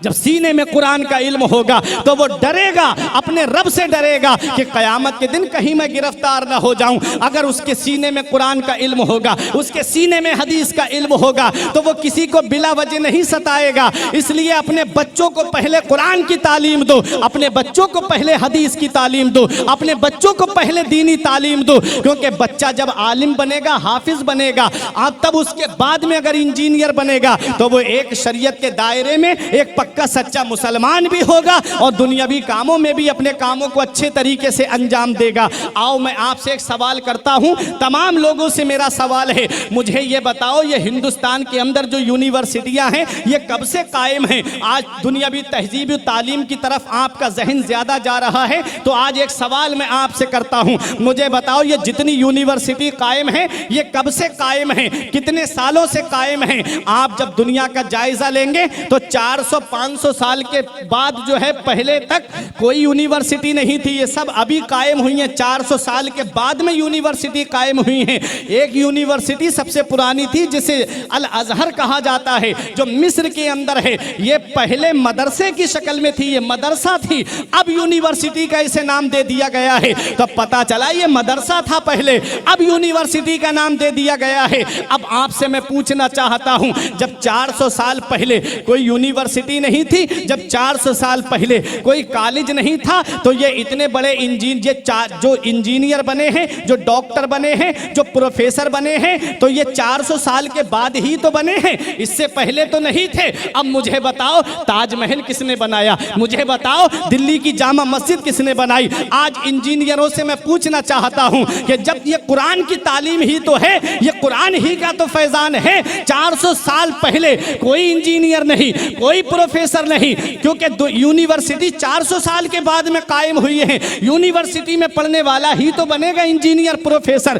जब इससे पहले की अब जिंदगी आप देखिए, हालात देखिए, तो आप कहोगे कि जब इससे पहले कोई यूनिवर्सिटी नहीं थी तो इससे पहले मदरसा था, और मदरसे में पढ़ने वाला एक आलिम ही था, मदरसे में पढ़ने वाला एक हाफिज ही था, जो इंजीनियर बनकर के दुनिया के सामने आया, जिसने ताजमहल जैसा नक्शा पेश किया, जिसने जामा मस्जिद जैसा नक्शा पेश किया, जिसने कुतुब मीनार जैसा नक्शा पेश किया, जिसने कुतुब मीनार जैसा नक्शा पेश किया है, ये एक कुरान पढ़ने वाला ही है, ये एक कुरान हासिल करने वाला ही है, जिसने इतने अच्छे नक्शे दुनिया वालों को दिए हैं। इसलिए ऐ मेरे अजीजों, ये दुनियावी तालीम पे जो नजर है इसको बाद में हासिल करना, क्योंकि बख्शिश की राह मोमिनो आसान बना लो, अपने लिए निजात का सामान बना लो। दुनिया की किताबों पे नजर बाद में रखना, बच्चों को पहले हाफिजे कुरान बना लो। बनाओ, लेकिन पहले अपने बच्चों को दीन की तालीम दो, पहले अपने बच्चों को शरीयत की तालीम दो। मैं दावा भी अपना दलील दे दूं, क्योंकि आपके जहन में ये ना आ जाए कि मौलाना आज कैसी बात कर रहे हैं कि कुरान में हर चीज का बयान मौजूद है लेकिन दलील नहीं दी। अब सुनो दलील मेरी। 1969 के अंदर, बहुत अहम बात हजरत, 1969 के अंदर 3 लोग चांद पर गए। अल्हम्दुलिल्लाह जो यूनिवर्सिटी से ताल्लुक़ रखने वाले हैं, कॉलेज से और दुनियावी तालीम याफ्ता हैं, वो जानते हैं 1969 में 3 लोग चांद पर गए, एडन, एल्ड्रन, कॉलिन बुज। जब ये चांद पर पहुंचे तो क्या इसका जिक्र भी कुरान में आया? भाई कुरान तो 1450 साल पहले नाजिल हुआ और ये 1969 में गए हैं, अभी गए हैं। क्या इसका जिक्र कुरान में है? हर चीज का बयान कुरान में है। देखो मेरा रब फरमाता है, सूरह रहमान पढ़ो, या माशरल जिन्न वल इंस इनिस्ततातुम अन तनफुजू मिन अक़तारिस समावाति वल अर्द फनफुजू ला तनफुजूना इल्ला बिसुल्तान। ऐ जिन्न और इंसान के गिरोह, आसमान के किनारों से गुजरना चाहते हो तो गुजर जाओ, जहां जाना चाहते हो वहां चले जाओ। जहां जाओगे वहां अल्लाह की बादशाहत पाओगे, जहां जाओगे वहां अल्लाह की हुकूमत पाओगे। तो पता चला इंसान आसमान के किनारों से गुजरेगा, पता चला इंसान आसमान के किनारों से आगे बढ़ेगा। अब इंसान चांद पर पहुंचा, 3 लोग चांद पर गए, क्या इसका जिक्र भी कुरान में है? कुरान की शान देखें, कुरान ने यह भी बता दिया कि लोग चांद पर जाएंगे, कुरान ने यह भी बता दिया कि किसी चीज पे सवार होके जाएंगे, कुरान ने यह भी बता दिया कि मुसलमान नहीं बल्कि गैर मुस्लिम जाएंगे। यह हमारे कुरान की शान है, ये हमारे कुरान की, हमारा दामन, हमसे कुरान का दामन छूट गया, इसीलिए आज हम अपनी सच्चाई भूल गए, आज हम अपनी हकीकत भूल गए। आज सितम सह के भी चुप हैं, ये वफादारी हमारी है। सितम सह के भी चुप हैं, ये वफादारी हमारी है। अगर जिद पे घर आ जाएं तो सरदारी हमारी है। कुतुब मीनार, ताजे आगरा या लाल किला हो, बहुत इतरा रहे हो, ये सब फनकारी हमारी है, ये सब हमने ही तो बनाए हैं, ये एक मुसलमान ही ने बनाए हैं, ये कुरान पढ़ने वाले ही ने बनाए हैं। आओ जरा देखो, कुरान में हर चीज का बयान है। जो चांद पर गए उनका जिक्र है, सुनो आयत, ये उलमाए किराम मुझे अपनी दुआओं से नवाजेंगे। वल कमर इज़्ज़त तसक लतरकबुन्ना तबकन अन तबक। कुरान पैगाम देता है, फमा लहुम ला युमिनून। चांद की कसम, माहे कामिल की कसम, लतरकबुन्ना तबकन अन तबक, तुम जरूर जरूर सवार होकर के जाओगे। आ गया जिक्र, तबकन अन तबक, स्टेप बाई स्टेप, जीना बाई जीना, दर्जा ब दर्जा ऊपर जाओगे। फमा लहुम ला युमिनून, तुमको क्या हो गया कि तुम ईमान नहीं लाते? ईमान वाले के लिए युमिनून का लफ्ज बोला जाता है, और ला युमिनून जो है वो जो ईमान नहीं लाता है उसके लिए बोला जाता है। अब देखें, एक इल्मी बात है, बहुत अहम बात, अल्लामा की तवज्जो। ला तरकबुन्ना का लफ्ज आया कुरान में, तरकबुन्ना बना रुकूब से, और रुकूब के माना आते हैं किसी चीज पे सवार होके जाना। रुकूब के माना आते हैं किसी चीज पे सवार होकर के जाना। किस पे सवार होकर के गए? वो अपोलो पे सवार होकर के गए, जो मिसाइल की शक्ल में एक चीज है, अपोलो पे सवार होकर के गए। अब ऐ मोरबी गुजरात वालों सुनो, अपोलो ये जहाज किसने बनाया था? सबसे पहला जहाज किसने बनाया? कभी तुमने अपनी तारीख को देखा? सबसे पहला जहाज जिस शख्सियत ने बनाया है वो मस्जिद कुर्तुबा के अंदर हजरत अब्बास बिन फरनास ने बनाया है। ये एक मुसलमान ने सबसे पहला जहाज बनाया है। जब कुरान को खोला, कुरान की तिलावत की, उसमें परिंदे का जिक्र पड़ा, उसमें परिंदे की उड़ान का जिक्र पड़ा कि परिंदा जो फिजा में उड़ता है उसकी पूंछ है जो उसे मेंटेन करती है फिजा के अंदर। उसने सबसे पहला जहाज बनाया था, उसकी पूंछ नहीं बनाई थी, और वो उड़ा भी था। तकरीबन 7 या 8 मिनट तक उड़ा था, और लैंडिंग के वक्त में क्रैश हो गया था। तब उसके बाद राइट बिरादरान ने इसको अपना नाम देकर के अपने नाम से निकाल दिया कि ये हमने बनाया है, लेकिन उन्होंने नहीं, बल्कि सबसे पहले ये जहाज जिसने बनाया है वो एक कुरान पढ़ने वाला है, उसका नाम हजरत अब्बास बिन फरनास है। सबसे पहला जहाज हजरत अब्बास बिन फरनास ने बनाया। और जो कागज आप देखते हो ये भी एक मुसलमान ने सबसे पहले बनाया था, उनका नाम है हजरत यूसुफ बिन अम्र, जिन्होंने सबसे पहला कागज रुई से बनाया था। समझ रहे हैं मेरी बात को? सबसे पहला कागज रुई से बना था। आज कागज किससे बनता है? दरख्त काट करके उसको छोटी छोटी लकड़ी की जाती है, उसे मशीन में डाला जाता है, उसका पाउडर बनाया जाता है, केमिकल मिला करके उसका अखबार बनता है, उसका कागज बनता है। पहले जो कागज, सबसे पहला कागज जो एक मुसलमान ने बनाया, हजरत यूसुफ बिन अम्र ने बनाया, वो कागज रुई से बनाया था।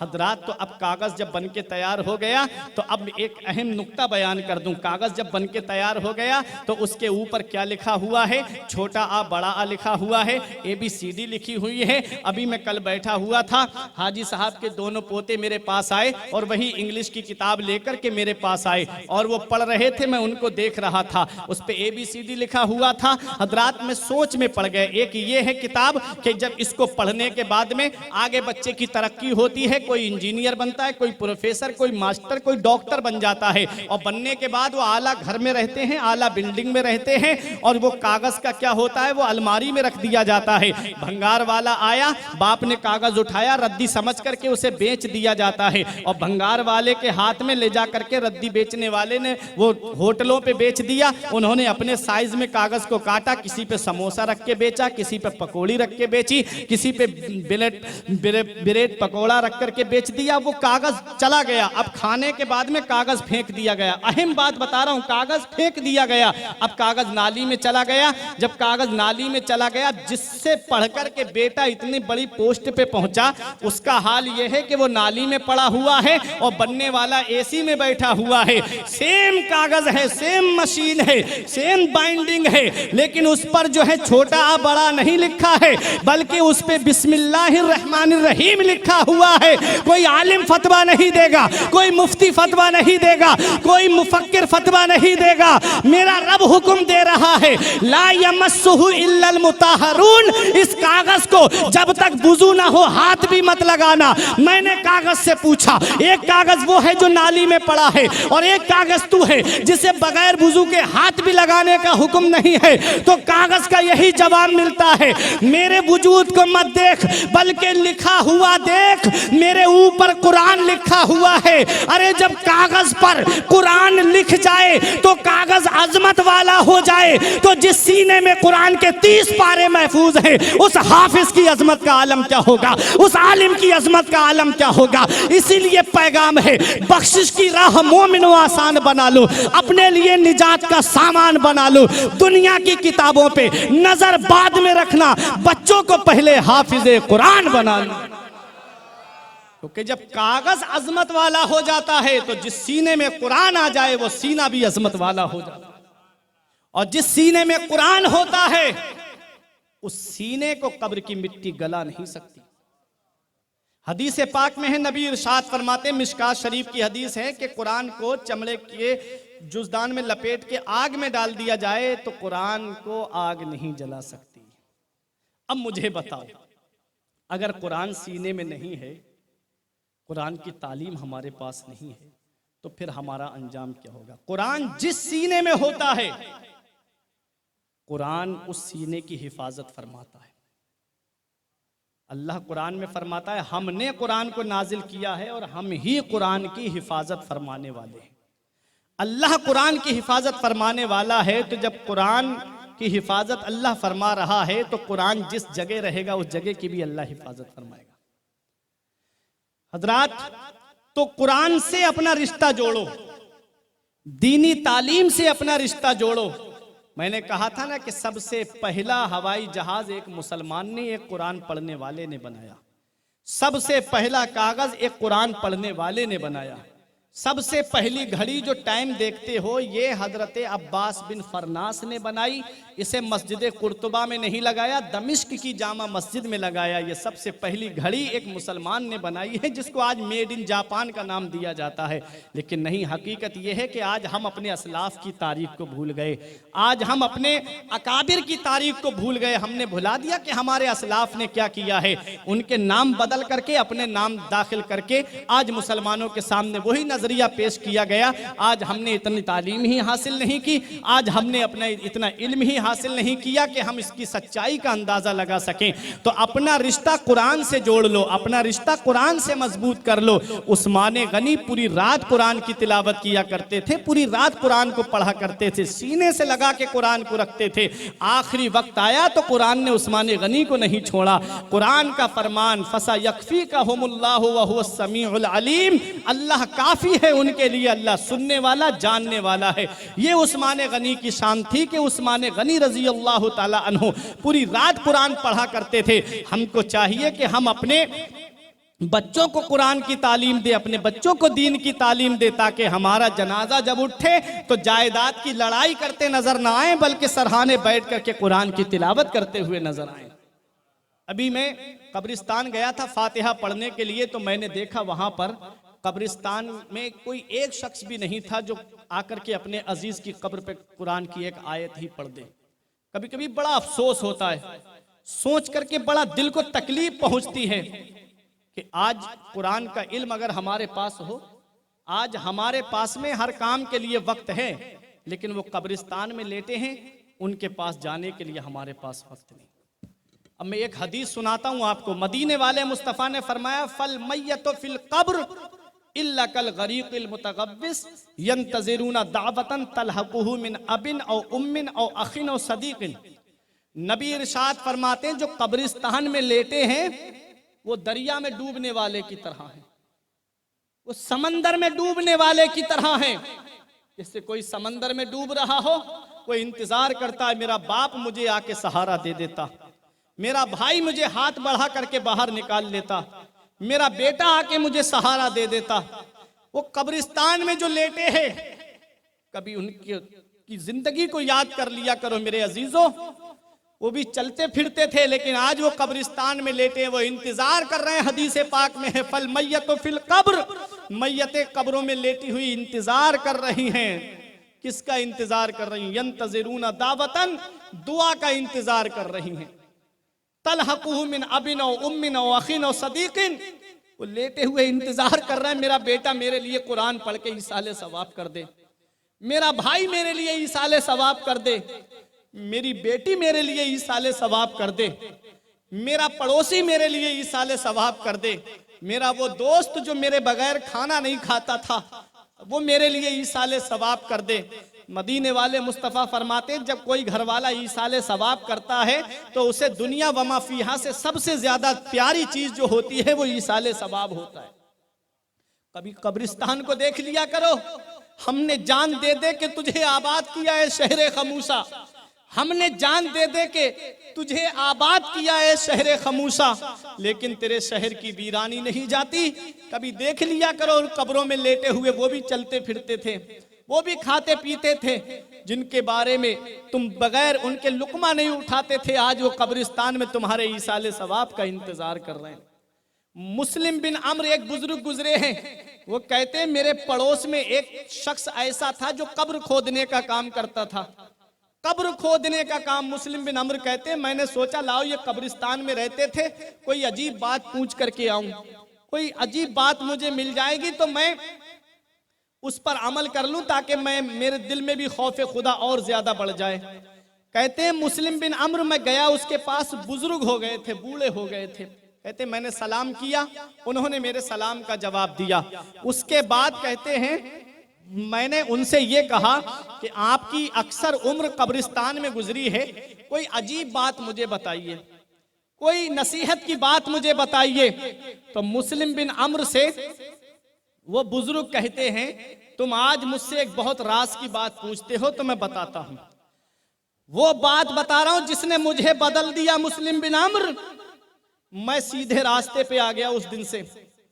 कहा एक दिन शिद्दत की गर्मी पड़ रही थी, मैं कब्र खोद रहा था, मैंने एक कब्र तैयार की, पसीने में शराबोर था। कहते हैं जब मैंने कब्र खोद ली तो मेरे दिल में ये ख्याल आया कि लाओ एक कब्र और खोद लेता हूं, क्योंकि कब्रें उजरत पे खोदी जाती थी पहले, अब तो अजीजो अकारिब खोद देते हैं। शहरों में आज भी रिवाज है कि उजरत पे कब्र खुदवाई जाती है। तो कहते हैं कि मैंने एक कब्र तैयार कर ली, फिर दूसरी तक कब्र खोद ली। कहते हैं तीसरी कब्र जब मैं खोदने के लिए आगे बढ़ा तो उसमें से गरम गरम तपिश आने लगी, गरम गरम हवा मुझे लगने लगी, आग का सेक आने लगा मुझे। कहते हैं लेकिन मैं कोशिश करके मैंने उस कब्र को भी तैयार कर लिया।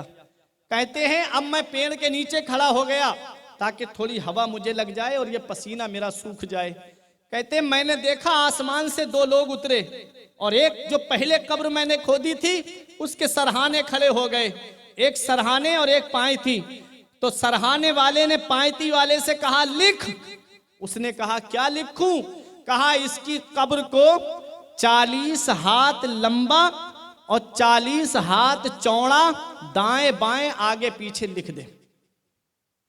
वो कहते अब मैं सोच में पड़ गया कि देखूं दूसरी कब्र के बारे में क्या होता है। कहते दूसरी कब्र के पास में आके खड़े हुए तो सरहाने खड़े होने वाले ने कहा लिख।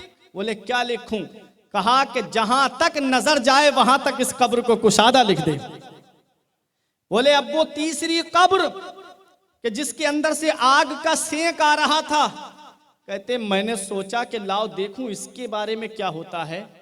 तो कहा, जब वो कब्र के पास में खड़े हुए तो कहा कि इसको इतना तंग लिख दे जितना शहादत वाली उंगली और अंगूठे के दरमियान की जगह है। कहा इसको इतना तंग लिख दे। कहते अब मैं सोचने लगा कि देखूं इसमें जनाजे कौन आते हैं। कहते पहला जनाजा आया, 4 लोग कांधा दिए हुए थे, 4-5 लोग साथ में चल रहे थे, कोई जनाजे में भीड़ भाड़ नहीं थी।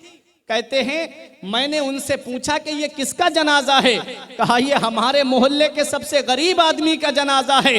कहा अमीरों ने इसके जनाजे में आना भी पसंद नहीं किया। कहते हैं कि हमने चंदा करके पैसे इकट्ठे करके इसके कफन दफन का इंतजाम किया है। कई लोगों में सोच में पड़ गया। हजरात आज अमीरों के जनाजे में देखो तो भीड़ भाड़ नजर आती है, गरीबों के जनाजे में कोई जाना पसंद नहीं करता। मुस्लिम बिन अम्र से वो बुजुर्ग कहते हैं मैंने पूछा कि इसका हाल कैसा था। कहा यह गरीब तो जरूर था लेकिन नबी की शरीयत पे अमल करने वाला था। जब लोग घरों में बैठते थे ये मस्जिद में जाकर के अपने रब की इबादत करने वाला था। यह गरीब जरूर था लेकिन इसके घर में शरीयत का माहौल था। कहते हैं मुस्लिम बिन अम्र मुझे पैसे, मैंने कहा मुझे पैसे नहीं चाहिए, मैं इसकी उजरत नहीं लूंगा, मुझे भी इसके सवाब में शरीक कर लो। कहते हैं अब दूसरा जनाजा आया, उसमें सिर्फ 4 ही लोग थे जो जनाजे को कांधा दिए हुए थे। कहते हैं मैंने पूछा ये किसका जनाजा है। कहा ये कोई मुसाफिर है जो हालत सफर में मर गया है। कहते हैं कि ये मुसाफिर जरूर है लेकिन इसका हाल मैंने देख लिया है, इसका मर्तबा मैंने देख लिया है। यही वो शख्स है जिसकी नजर को जिसकी कब्र को ताहद्दे नजर कुशादा लिख दिया गया है। अल्लाह अकबर। सगा भतीजा, सगा भांजा, सगा भाई अगर गरीब है तो पड़ोसी बता रहे हैं लोग, पता लगाओ ये मैयत किसी अमीर की होगी, जो दौड़ दौड़ के कांधा लगा रहे हैं लोग। आज हाल ऐसा बन गया है। मदीने वाले मुस्तफ़ा ने इरशाद फरमाया मोमिन के मोमिन पर 5 हक हैं, वो हक अदा करे अपने मोमिन भाई का। जब वो सलाम करे तो उसके सलाम का जवाब दे, जब वो मुसाफा करे तो उसके साथ में मुसाफा करे, जब वो बीमार हो जाए तो उसे देखने के लिए जाए, और जब उसका इंतकाल हो जाए तो वो उसके जनाजे में शरीक हो, और जब उसे छींक आए तो उसकी छींक का जवाब दे। ये मुसलमान के मुसलमान पे 5 हक है। जब वो सलाम करे तो कितना भी बड़ा दुश्मन क्यों ना हो सलाम का जवाब दे। अगर उसे छींक आए तो फौरन छींक का जवाब दे। वो कहे अल्हम्दुलिल्लाह तो कहे यरहमुकल्लाह। और जब वो बीमार हो तो उसे देखने जाए, उसका इंतकाल हो जाए तो उसके जनाजे में शामिल हो। जनाजे में शामिल हुआ करो। इससे 2 फायदे। अगर जनाजा मुर्दा बख्शा हुआ है तो नमाज जनाजा पढ़ने वाले को अल्लाह ताला बख्श देता है, और अगर मैयत गुनाहगार है और नमाज जनाजा पढ़ने वालों में कोई नेक है, परहेजगार है, तो अल्लाह उसके सदक़े में उस मैयत की मग़फ़िरत फरमा देता है। इसलिए जनाजों में शामिल हुआ करो, मैयतों में जाया करो। अगर अपने अहले सुन्नत वल जमात सुन्नी सहीउल अक़ीदा मुसलमान का इंतकाल हुआ है तो हज़रात, तो मुस्लिम बिन अम्र से वो बुजुर्ग कहते हैं कि दूसरी मैयत जो आई उसमें 4 ही लोग थे। वो मुसाफिर था। कहा मुसाफिर नहीं, ये अल्लाह का कोई वली था जो हालत सफर में इंतकाल कर गया। कहते तीसरी कब्र जिसके अंदर से आग की तपिश आ रही थी, आग का सेक आ रहा था। मेरी माँ बहनें बैठी हैं, सुने और एक पैगाम लेकर के जाएं। कहते हैं एक जनाजा ऐसा आया कि लोग भीड़ भाड़ इतनी ज्यादा और ऊपर फूलों से लदी हुई मैयत। कहते हैं लोग दौड़ दौड़ के कांधा लगा रहे थे, 2 कदम नहीं चलने देते जब तक दूसरा मैयत को कांधा देता। कहते मैं आगे बढ़ा, मैंने एक का हाथ पकड़ के कहा ये किसका जनाजा है जो इतनी भीड़ भाड़ है।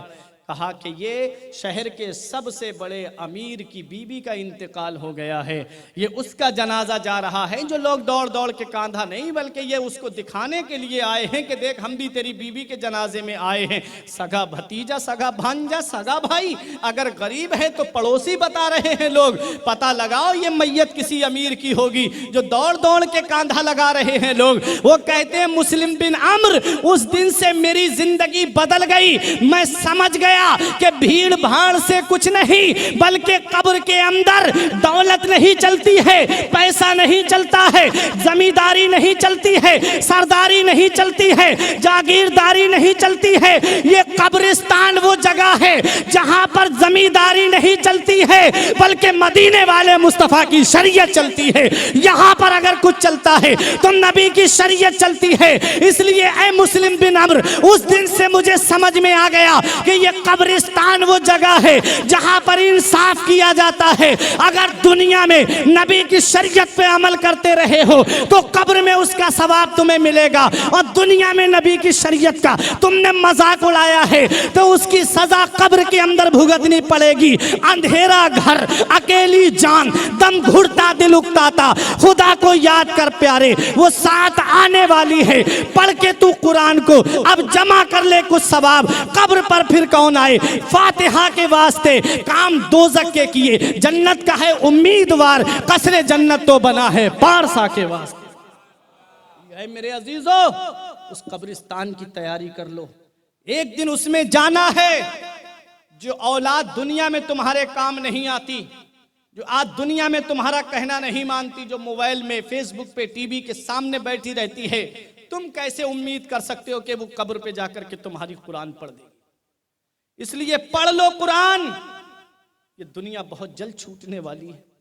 अभी तुमने नहीं देखा 2 साल पहले, 1.5 साल पहले, ये कोरोना काल में जो पहली लहर में बच गए वो दूसरी में निकल गए, जो दूसरी में बच गए वो सोच रहे हैं कि हम तो बच गए, लेकिन पता नहीं वो मेरे रब का अजाब कब हमारे ऊपर नाजिल हो जाए। आज हमारे अमाल ऐसे, हमने देखा हमारे यहाँ बरेली शरीफ में एक मोहल्ला हाजी साहब ऐसा जिसमें एक दिन में 18 जनाजे उठे। दूसरी लहर में एक दिन में 18 जनाजे। कब्र खोदने वाला कब्रिस्तान छोड़ के भाग गया। इन अचानक आने वाली मौतों से इबरत हासिल नहीं करते। मैं खुद जब मदरसा पढ़ाने आ रहा था तो हाईवे पे मैंने खुद देखा कि लड़की वाले उसे देख के चले गए थे, लड़के के घर वाले जो है वो देखने जा रहे थे लड़की को। वो जा रहा था एटीएम से पैसे निकालने के लिए, हाईवे पे गाड़ी तेज दौड़ाता हुआ, लीटें लगी हुई थी कान में, और जब एक साइड से काम चल रहा था, दूसरी साइड से ट्रैफिक चल रहा था, उसने ओवरटेक किया, सामने से ट्रक आ रहा था। जब टक्कर हुई तो उसके गर्दन से ऊपर का हिस्सा बिल्कुल खत्म हो गया। आंख की पुतलियां रोड पे टहल रही थी। कभी अचानक आने वाली मौतों से इबरत हासिल नहीं करते। पता नहीं ये दुनिया कब छोड़ के जाना पड़ जाए। मेरे अजीजों, आज ऐसे ऐसे कुफरिया गाने चल रहे हैं। मदीने वाले मुस्तफ़ा ने फरमाया, रियाजुस सालिहीन के अंदर भी ये हदीस पाक मैंने पढ़ी कि एक वक्त ऐसा आएगा मेरी उम्मत पे कि सुबह को बंदा मोमिन होगा तो शाम को काफिर हो जाएगा, शाम को मोमिन होगा तो सुबह को काफिर हो जाएगा। ऐसे ऐसे कुफरिया गाने चल रहे हैं कि मेरे रब की शान में गुस्ताखी, मेरे नबी की शान में गुस्ताखी। ऐसे कुफरिया गाने सुन करके मेरा कौम का भाई ईयरफोन लगाए, ब्लूटूथ कान में लगा करके रोड पे, गालियों में, गाड़ियों पे गाने सुनता हुआ नजर आता है। मैं एक बात आपसे ये पूछना चाहता हूं मेरे नौजवानों, अगर अचानक से मौत आ गई और गाने सुनते हुए इस दुनिया से चले गए तो बताओ कौन है तुम्हारे जो काम आएगा? बताओ कौन है जो तुम्हारी सपोर्ट करेगा? हजरात गिरामी, मदीने वाले मुस्तफ़ा ऐसे लोगों से चेहरा फेर लेंगे, और जब कब्र में नबी चेहरा फेर लेंगे तो कौन काम आएगा? यही तो मेरे इमाम ने कहा था कि उनको रहम आए तो आए, वरना वो कड़ी मार है क्या होना है। छुप के लोगों से किए जिसके गुनाह, वो खबरदार है क्या होना है। इसलिए जब भी घर से निकला करो तो सफर की दुआ पढ़ के निकला करो, और जब गाड़ी पे हुआ करो तो कलमा शरीफ पढ़ते रहा करो। जब कलमा शरीफ और दुरूद शरीफ की तिलावत करते रहा करो। पता नहीं ये दुनिया कब छोड़ के जाना पड़ जाए। अरे जब इस दुनिया से हम जा रहे हो तो हमारा ईमान सलामत हो, और हम इस दुनिया से जा रहे हो तो कब्र की बहारें हमारे लिए हैं, फिर उक़बा के नज़ारे हमारे लिए हैं। ये कब्रिस्तान को याद कर लिया करो। औलाद के माँ बाप के हुकूक में से एक हक ये भी है औलाद के ऊपर कि जब उनका इंतकाल हो जाए तो औलाद माँ बाप के लिए बख्शिश की दुआ करती रहे, उनके लिए मग़फ़िरत की दुआ करती रहे। मदीने वाले मुस्तफ़ा ने इरशाद फरमाया है, अगर बाप में से बाप या माँ में से किसी का इंतकाल हो जाए तो जुमे के दिन बाप या माँ की कब्र की जियारत कर ले तो गोया ऐसा है जैसा उसने दुनिया में अपने माँ बाप की जियारत की है। जुमे के दिन माँ की या बाप की कब्र की जियारत कर ले तो वो सवाब है जैसे दुनिया में माँ बाप के चेहरे की जियारत करने का सवाब मिलता है। लेकिन होता क्या है, आज हम अपने कामों में तो लगे हुए हैं लेकिन उनको भूल गए। आज तुम अपने माँ बाप को भूल गए तो कहीं वो दिन ना आ जाए कि तुम्हारी औलाद तुम्हें भुला दे। इसलिए जाओ और कुरान पढ़ लिया करो उनके सरहाने बैठ करके। मदीने वाले मुस्तफ़ा ने इरशाद फरमाया, मन दखलल मकाबिरा फ़क़रा सूरत यासीन खफ़फ़ल्लाहु अन्हुम। जो कब्रिस्तान जाए और एक मर्तबा सूरह यासीन शरीफ पढ़ दे, कब्रिस्तान जाए और एक मर्तबा सूरह यासीन शरीफ पढ़ दे, खफ़फ़ल्लाहु अन्हुम, तो अल्लाह ताला कब्रिस्तान के मुर्दों के अजाब में तखफीफ कर देता है और पढ़ने वाले को तादाद के बराबर सवाब अता फरमाता है। पीछे वाले भी बोले सुभान अल्लाह। अब आप मुझे बता सकते हो, कोई कितना भी बड़ा कैलकुलेट करने वाला क्यों ना हो, लेकिन वो दावे से मुझे ये बता दे कि मोरबी के कब्रिस्तान में कितने मुर्दे दफन हैं? कोई गिन के बता सकता है? कब से चले आ रहे हैं? कोई नहीं बता पाएगा। और नबी फरमाते हैं जो एक मर्तबा सूरह यासीन शरीफ पढ़ दे तो जितने मुर्दे हैं कब्रिस्तान में उनके अजाब में कमी हो जाती है, तखफीफ हो जाती है। और पढ़ने वाले का फायदा यह है कि तादाद के बराबर अल्लाह उसे सवाब अता फरमाता है। सुभान अल्लाह। अब कोई बदअकीदा ये कहे कि अरे ये मौलाना कह रहे हैं कि एक मर्तबा सूरह यासीन का सवाब इतने लोगों कैसे पहुंच जाता है, तो समझाने के लिए बहुत अच्छा मौका है। व्हाट्सएप पे ग्रुप होता है, उसमें 1000 लोग, 100 लोग, 200 लोग जुड़े होते हैं। एक ही चीज़ आप भेजते हो, सबके पास पहुंचती है कि नहीं पहुंचती है? पहुंचती है कि नहीं पहुंचती है? तो कितना आज तो समझाने के लिए बहुत सारे तरीके हमारे पास मौजूद हैं। परवरदिगारे आलम कादिर मुतलक है, वो अहकमुल हाकिमीन है। मेरा रब इस बात पे कादिर है कि उस कब्रिस्तान के मुर्दों की तादाद के बराबर हमको सवाब अता फरमाए। अब इतना वक्त नहीं है तुम्हारे पास, क्योंकि आदमी कारोबार से जुड़ा होता है, बिजनेस से जुड़ा होता है, इतना वक्त नहीं है। तो आगे हदीस पाक सुनो। नबी फरमाते हैं, मन दखलल मकाबिरा फ़क़रा सूरता फातिहा। जो कब्रिस्तान जाए, पूरी हदीस का मफहूम बता दूं, वक्त कम हो रहा है मेरे पास। जो कब्रिस्तान जाए एक मर्तबा सूरह फातिहा और 11 मर्तबा कुल हुवल्लाह शरीफ सूरह इखलास पढ़कर के ईसाले सवाब कर दे तो अल्लाह तबारक व ताला कब्रिस्तान के मुर्दों के अजाब में कमी फरमा देता है। और जितने मुर्दे हैं कब्रिस्तान के अंदर वो सब उसके लिए बख्शिश की दुआ करते हैं। इतना भी वक्त नहीं है तुम्हारे पास। एक और हदीस सुनो। नबी फरमाते हैं जो कब्रिस्तान जाए और 11 मर्तबा सूरह तकासुर पढ़ दे, अल्हाकुमुत तकासुर हत्ता ज़ुरतुमुल मकाबिर, और पढ़कर के ईसाले सवाब कर दे, उसका सवाब पहुंचा दे, तो कब्रिस्तान के सारे मुर्दे उसके लिए सिफारिश करते हैं और अल्लाह ताला उनके अजाब में कमी फरमा देता है। कितना फायदा है हमारे एक मर्तबा जाने से, हमारे अजीजों को कितना फायदा पहुंचता है, हमारे अजीजों को कितना सवाब मिलता है। हम जाएं और अपने अजीजों की कब्र पे जाकर के कुरान की तिलावत करें, वहां बैठ करके कुरान शरीफ पढ़ें, सूरह फातिहा पढ़ें, सूरह इखलास पढ़ें, वहां सूरह यासीन शरीफ पढ़ें। सूरह यासीन शरीफ में 5 रुकू हैं। अगर कितना भी आहिस्ता पढ़ने वाला इंसान होगा तो 10 से 15 मिनट में वो कुरान शरीफ के 5 रुकू पढ़ लेगा। आधा घंटा लग जाएगा।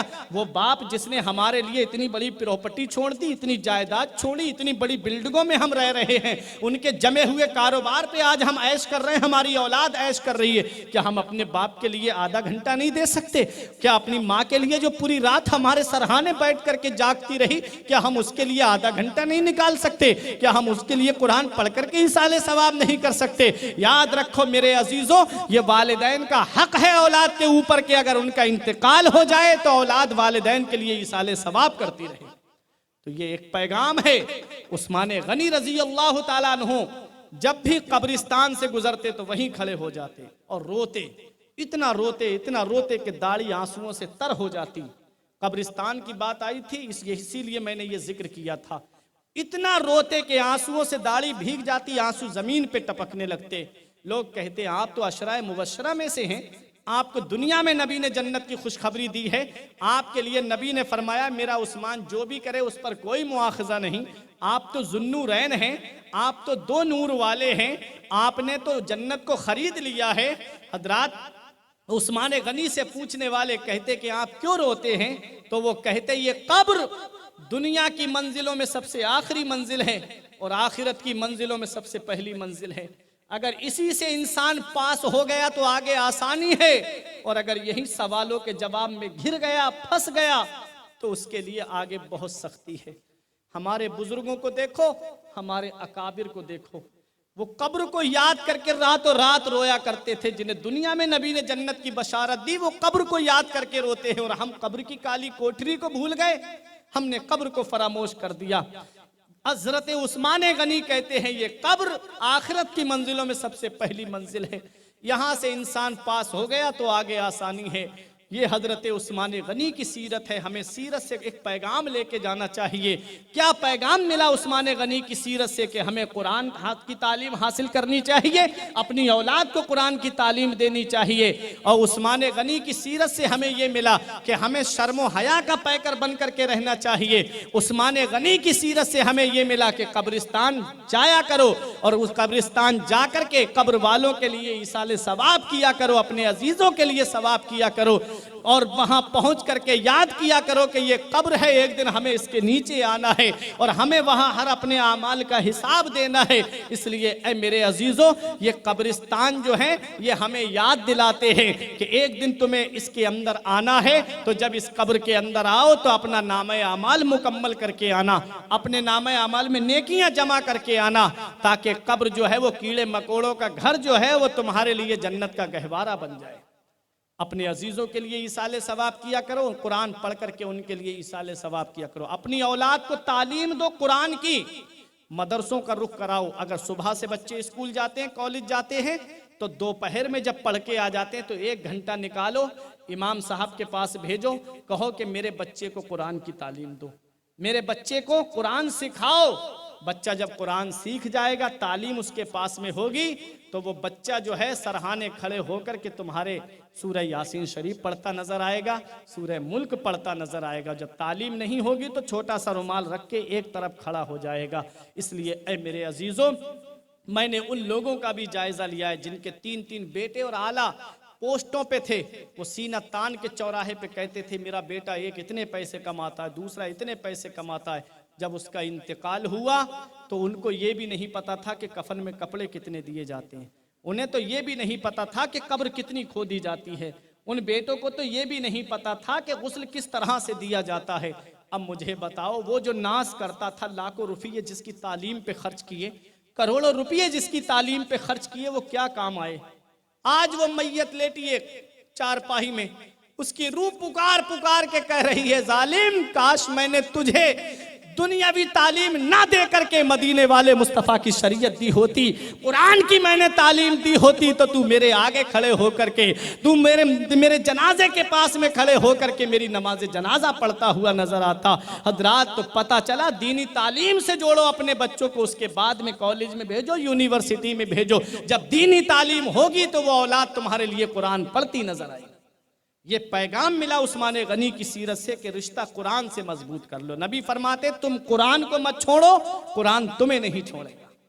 नबी ने फरमाया कुरान, जब कुरान पढ़ने वाला कब्र में जाता है तो अजाब के फरिश्ते आते हैं, तो जो सूरतें हैं कुरान की, सूरह यासीन शरीफ, सूरह मुल्क, सूरह रहमान, ये परिंदों की शक्लें इख्तियार करके कब्र में आ जाती हैं। सुभान अल्लाह, परिंदों जैसी शक्ल इख्तियार करके कब्र में आ जाती हैं।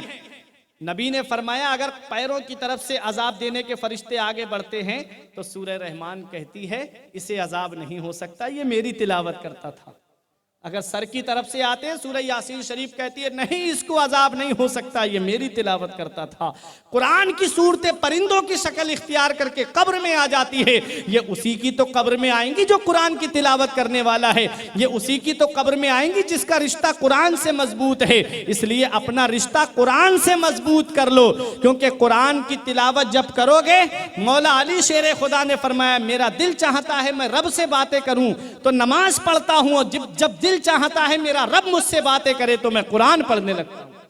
कुरान अल्लाह का कलाम है, उसको अपने सीने में महफूज कर लो। अपनी औलाद को दीनी तालीम दो, कुरान की तालीम दो, उसके बाद अपने बच्चों को जो चाहो वो तालीम दो। मुहम्मदुर रसूलुल्लाह, मोहम्मद सल्लल्लाहु अलैहि वसल्लम अल्लाह के रसूल हैं। वल्लज़ीना मआहु, उनके साथ वाले अशिद्दाओ अलल कुफ्फार, काफिरों पे सख्त हैं, रुहमाओ बैनहुम, आपस में नरम दिल हैं। हजरत अबू बकर सिद्दीक की सीरत सुन ली, उमर फारूक आजम की सीरत सुन ली, आज उस्मान गनी की सीरत के चंद गोशे आपने सुन ली, और क्या नसीहत की बातें हैं वो भी आपने सुन ली। कल तराहुम रुक्कान सुज्जादा, तुम उनको देखोगे रुकू करते हुए, सजदा करते हुए, और वो कौन है? वो मौला अली शेर खुदा की जात है। कल मौला अली शेर खुदा की जात पाक के बारे में और हजरत अली शेर खुदा का इल्म क्या है, मकाम क्या है, वो आप हजरात को मैं सुनाऊंगा।